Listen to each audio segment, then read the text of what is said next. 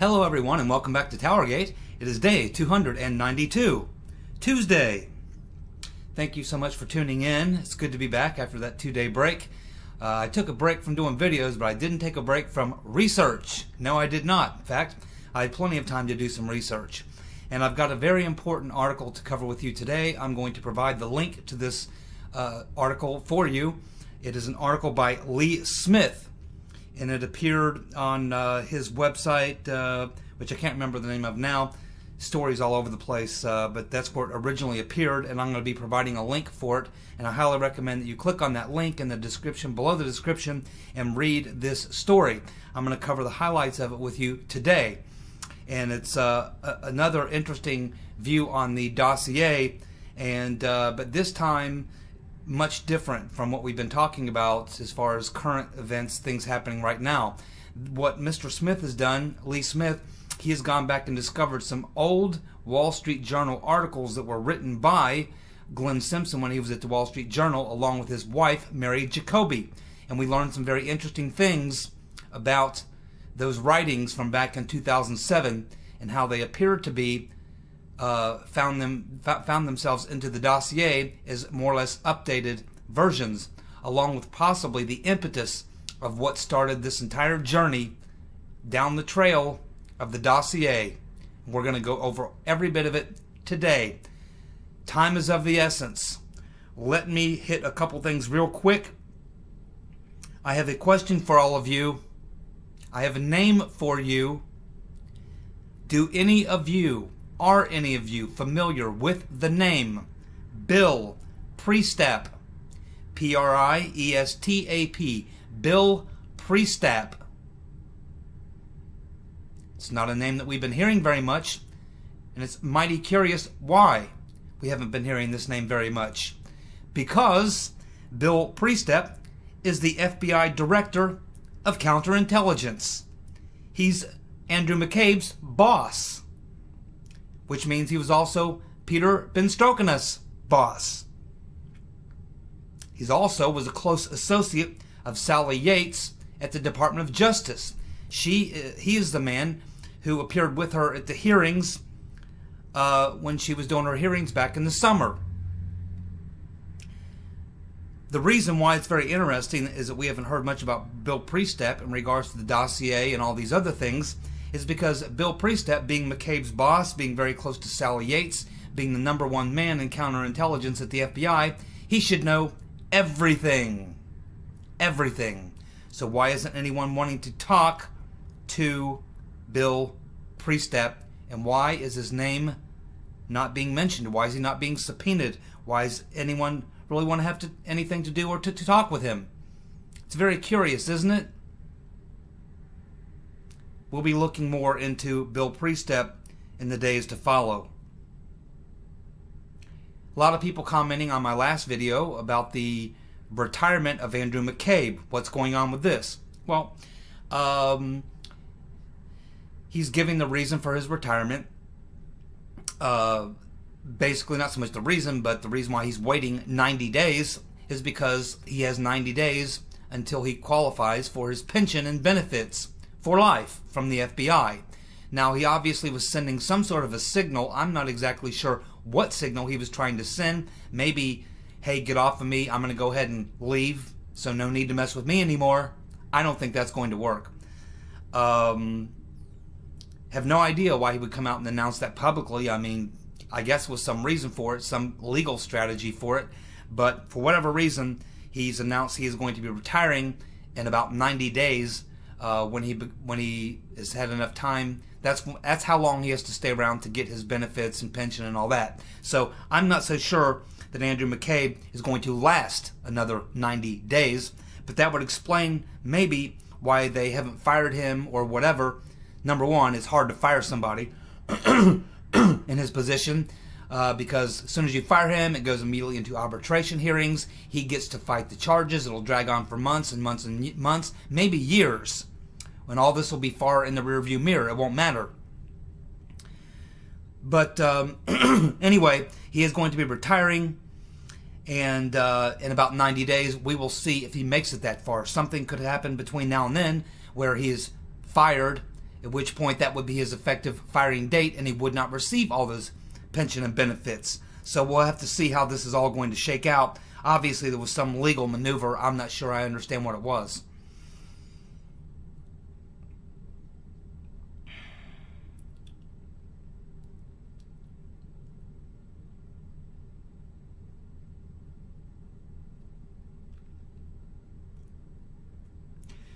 It appears that the reason that James Baker was reassigned, who was the lead counsel for the FBI, and to James Comey at the time when he was the director, and now Christopher Wray, it appears that he may be the one that released the information about Fusion GPS, Christopher Steele dossier, to David Corn of Mother Jones.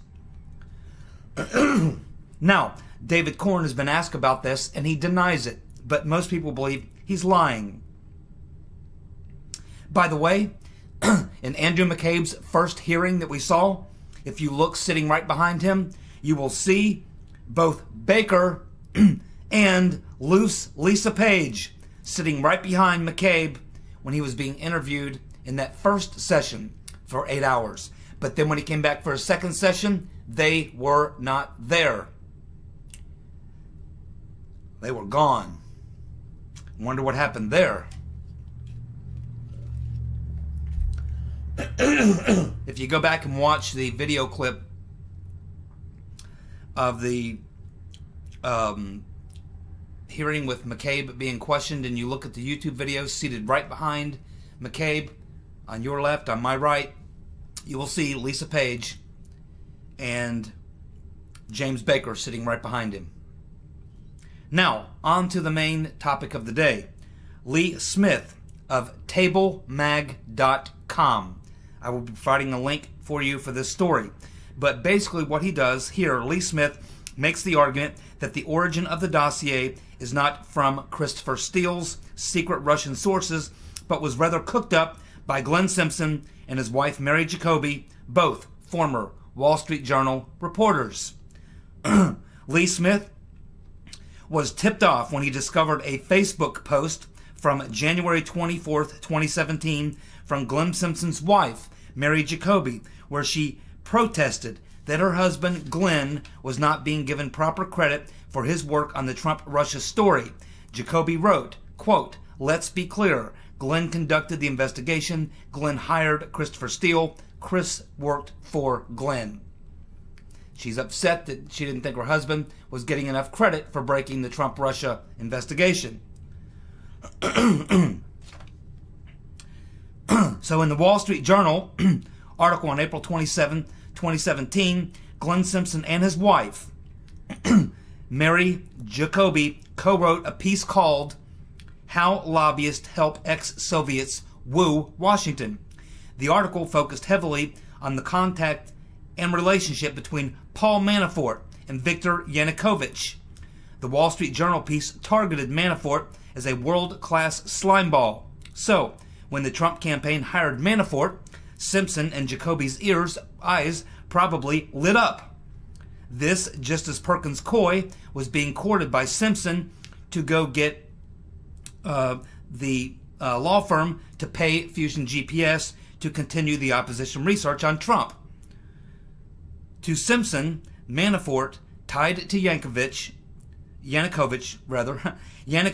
tied to Putin, and now Manafort tied to Trump. The narrative was born.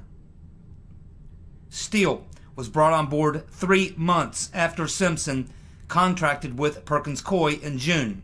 But Steele hadn't been involved in Russia as a British spy for over 25 years. But Simpson knew Steele and had a good relationship with, Simpson knew Steele had a good relationship with the FBI and American intelligence. Fusion's next hire was Nellie Orr, the Russian expert, fluent in Russian, who had a relationship with Glenn Simpson from years earlier. When they worked together, both Bruce and Nellie worked with Glenn Simpson on an open source CIA project that was about international organized crime. Steele's first memo appeared on June the 20th, 2016, and was passed on to Fusion GPS, who passed it on to Mark Elias, and just days later, Robbie Mook made the statement on MSNBC that experts examined the DNC server and determined it was Russians and that they were trying to help Trump get elected. In late July, the FBI opened the case of collusion between Russians and Trump officials.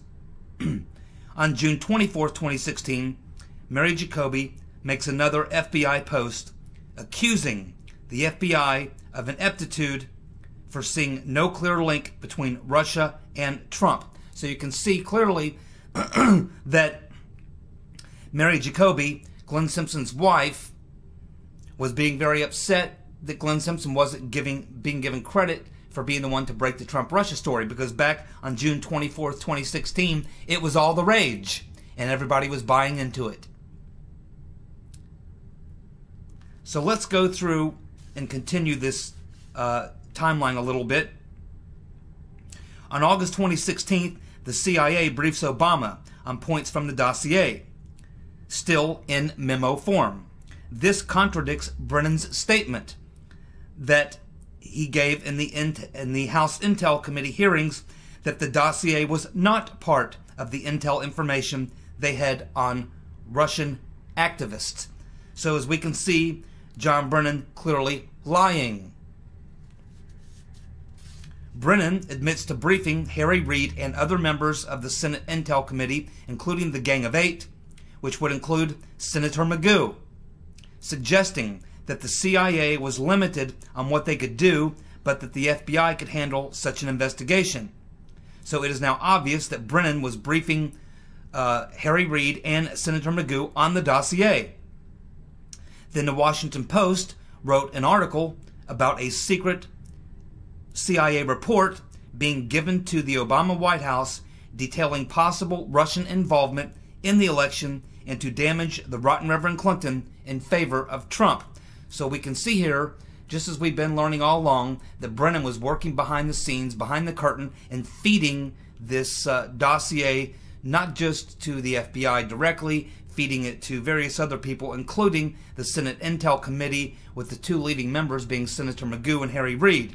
That's what prompted Harry Reid to fire off those letters to the FBI to say, hey, you know, we've got this information that the Russians are involved in the election, they're trying to fix the election, and that's what the letters were all about, and now we know why. It was because Brennan was in fact the one who was whispering in the ear of Senator Magoo and Harry Reid and letting them know, hey, I'm CIA, I can't do domestic investigations. That's the FBI's role. So you may want to contact Comey and let him know what is going on. So it was Brennan whispering in the ear of Magoo and Harry Reid to try to add some more motivation to the FBI to investigate. And probably because Steele and all the rest, Brennan, were all frustrated that they hadn't yet opened up the investigation. Of course, we'll find out later that, in fact, that investigation had been opened about a month earlier. It's just that Comey had not told Brennan about it.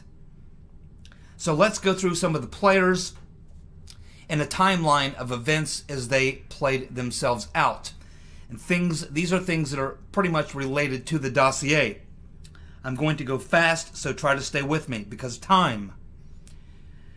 So the players, we have Glenn Simpson, of course, the founder of GPS, whose company's listed as a CIA contractor. They were the firm hired to put together the dossier. We have Christopher Steele, the former section chief and top spy in Moscow, who's alleged to be the author of the dossier. We have Perkins and Coy, with their attorney Mark Elias, the law firm for the Hillary Rodham Clinton campaign, who brought in CrowdStrike and who paid Fusion GPS for the dossier. We have Bruce Orr, the number 4 man in the DOJ intelligence, under Sally Yates, who met with Simpson and Steele during the formation and after the formation of the dossier. We have Nellie Orr, wife of Bruce Orr, who speaks Russian, a Russian expert who worked at Fusion GPS. We have Andrew McCabe, deputy FBI director, along with Peter Benstrokinus, who were the ones who were assigned to head up the Russia-Trump investigation. We have Bill Priestep, the number 1 man at the FBI for Director of Intelligence and the immediate supervisor of McCabe, and Benstrokinus. We have John Brennan, the CIA director, who fed the dossier to the White House, to the Gang of Eight, to Magoo, Harry Reid, and the FBI in order to get the investigation going. We have Peter Benstrokinus, the number 2 man counterintelligence at the FBI, along with Lisa Page, who was also an FBI lawyer who directly worked under McCabe. And of course, they were lovers, as we know. We have James Comey, the dishonorable James Comey, the FBI director. We have Senator Magoo, who was on the Senate Intelligence Committee, a member of the Gang of Eight, hardcore anti-Trump, who, of course, gave a copy of the dossier to Comey, which he already had. We have David Kramer, who was Magoo's right-hand man, also one of the 3 board members of the Halifax International Conference, and who is believed to be the source of the giving the dossier to BuzzFeed. At least Mr. Gubarev's attorneys are pretty convinced that he is probably the man who did that. We have David Korn of Mother Jones, who's anti-Trump and who was the first one to publish a story about the Trump-Russia dossier. We have BuzzFeed, of course, who published the entire full 35-page dossier on January 10th, 2017, who's now involved in 7 lawsuits defending themselves for their actions. So now I want to go through just a fast timeline of events that played themselves out and then give you my thoughts about what I see based on Lee Smith's article and the other things that we've covered here about the dossier. I'm going to go quick, so hang on. April 9th, 2016, Glenn Simpson's wife, Mary Jacoby, visits the White House. She meets with Ben Rhodes. 4 days later, April 12th, 2016, Perkins Coie hires Fusion GPS to continue the investigation of the Trump-Russia and the dossier. April 30th, 2016, the DNC reports that they were hacked. May 3rd, 2016, Trump becomes presumptive Republican nominee. May 15th, 2016, CrowdStrike claims Russians were responsible for hacking the DNC. May 16th, 2016, Comey exonerates Clinton for the first time. May 16th, 2016, Fusion GPS hires Nellie Orr to work on the Trump-Russia investigation. May 23rd, 2016, Nellie Orr applies for a ham radio license. June the 9th, 2016, the meeting at Trump Tower with Veselnitskaya, Trump Jr., Kushner, and Manafort. June the 15th, 2016, Christopher Steele is hired by Fusion GPS. June the 20th, 2016, Steele releases the first memo. June the 27th, 2016, Clinton-Lynch tarmac meeting. July the 5th, 2016, FISA court denies surveillance warrant on Trump. July the 5th, 2016, Steele shares his first memo with the FBI. July 5th, 2016, Comey exonerates the Rotten Reverend Clinton for the second time for her emails. July the 10th, 2016, Seth Rich murdered. July the 22nd, 2016, WikiLeaks releases the DNC emails. July the 24th, 2016, Robbie Mook appears on MSNBC, says Russians did the hacking to help Trump. July the 25th, 2016, Comey announces that Peter Benstrokinus will lead the investigation into the WikiLeaks release and the hacking. August 10th, 2016, the Washington Post writes the article claiming that John Brennan shared the dossier with Obama. August the 25th, 2016, CIA director briefs the Gang of Eight, including Magoo and Reid, about possible Russia collusion. September 1st, 2016, MSNBC reporter Delanian, thought to be one of those people paid by Fusion GPS, reports on the Trump Tower meeting with Veselnitskaya, Trump Jr., Manafort, and Kushner. September the 15th, 2016, FISA court approves the warrant to spy on Trump's team based on the dossier. September 21st, 2016, the New York Times, the Washington Post, Yahoo, briefed by Christopher Steele on the Russian dossier. September 23rd, 2016, Yahoo publishes the report on the dossier. October the 14th, 2016, Peter Ben Strokenus' wife gets a big promotion to Deputy Director of the Security and Exchange Commission, the Enforcement Division. October 15, 2016, the FBI meets with Christopher Steele and offers to continue funding the dossier. October 31st, 2016, James Baker leaks the dossier to David Corn of Mother Jones. October 31st, 2016, the Clinton campaign releases a statement that Trump's server was secretly communicating with the Russians. November 6, 2016, Comey exonerates Clinton for the third time. November 8, 2016, President Trump is elected president. November 15, 2016, DOJ official Bruce Orr meets with Glenn Simpson and Christopher Steele. November the 15th, 2016, FBI agrees to continue funding Steele to work on his Trump-Russia investigation. November the 18th, 2016, Senator Magoo is told of the dossier, and a copy is sent to Magoo and his key aides. On December the 9th, 2016, the CIA tells Congress they believe Russians hacked the DNC to help defeat Clinton. December the 9th, 2016, Senator Magoo hand delivers a copy of the dossier to Comey. January the 2nd, 2017, Julian Assange denies Russia was the source of the Clinton emails. January the 6th, 2017, Comey briefs Trump on the dossier at Trump Tower. January the 10th, 2017, Brennan, Comey, and Rogers brief Obama on the dossier in the White House. January the 10th, 2017, BuzzFeed publishes the full 35-page dossier.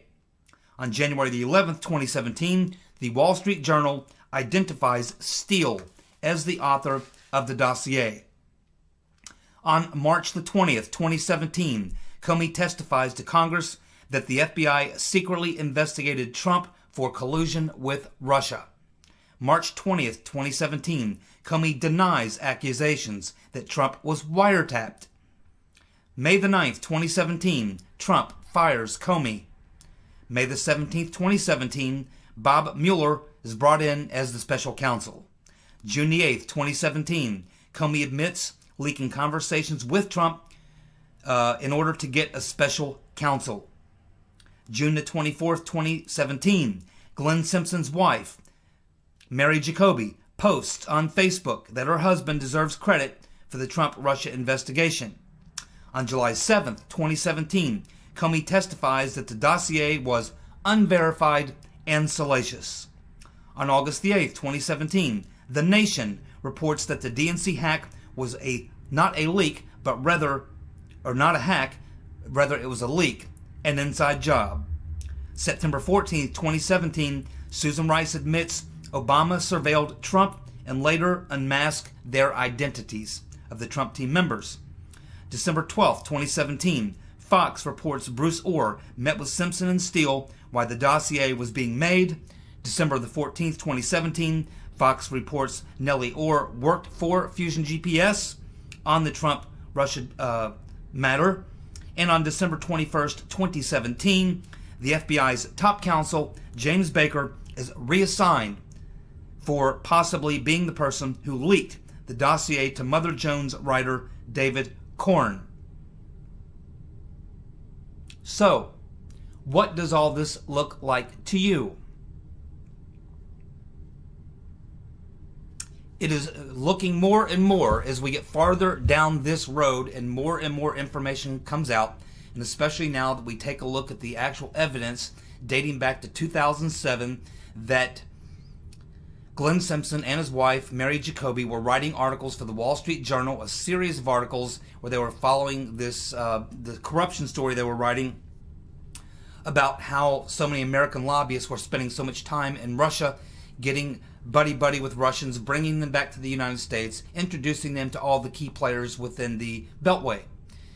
And it was likely, as is pointed out in this article by Lee Smith, that this really perked up the ears of Glenn Simpson and his wife because they had been following Manafort was their primary target. He's the one they were really following and following his activities and he was the guy that they were using as the poster boy for corrupt lobbyists in Washington associating with corrupt Russians. And so we move forward 8 years later, and what happens? Trump names Manafort as his campaign chair to get him through the period of time when all this was going on with the delegates and all that.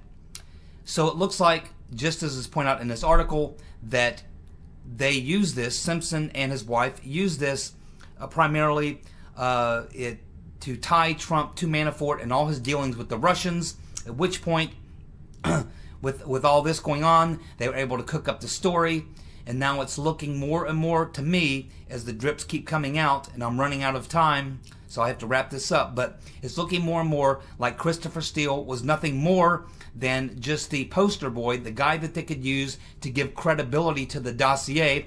But as we can see, he's backing away from it. He won't tell us who the sources are. He won't reveal the intermediaries. But it's looking more and more like his intermediaries were sitting right there at Fusion GPS in Washington. And it looked like the primary one would be Nellie Orr. She had that ham radio, probably using a digital interface with a satellite uplink to communicate with Christopher Steele. She was probably going through news articles and various other things because she reads Russian, probably getting all sorts of stupid Russian propaganda, and she was feeding that back to Christopher Steele. So it looks like that the spigot was going the opposite direction we've been told. We've been told Christopher Steele was feeding this information to Fusion GPS.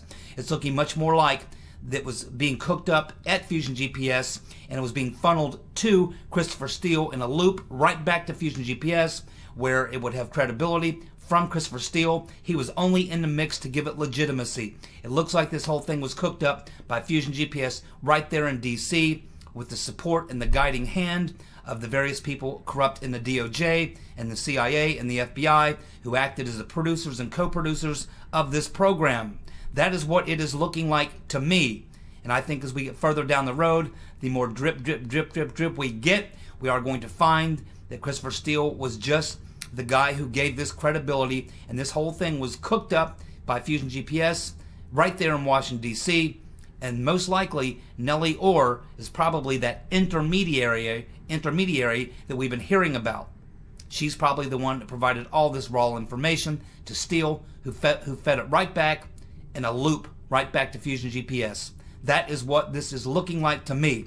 I will provide the link for this article. I suggest you read it. I do appreciate you all tuning in today. Sorry, but I'm out of time. We'll be back tomorrow with more TowerGate. Thank you.